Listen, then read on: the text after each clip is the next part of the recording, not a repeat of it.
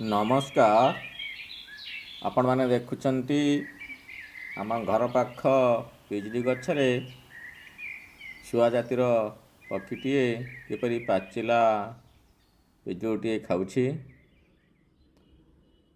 ଆପଣମାନେ ଜାଣନ୍ତି ବନ ପକ୍ଷୀ ମାନେ ଯେ ଶୁଆ, ସାରି, କୋଇଲି, କଜଳପାତି ଆଠୁ ଆରମ୍ଭ କରି ବିଭିନ୍ନ ବନପକ୍ଷୀ ମାନେ ପରିବେଶ ପାଇଁ ବହୁତ ଉପଯୋଗୀ ଅଟନ୍ତି।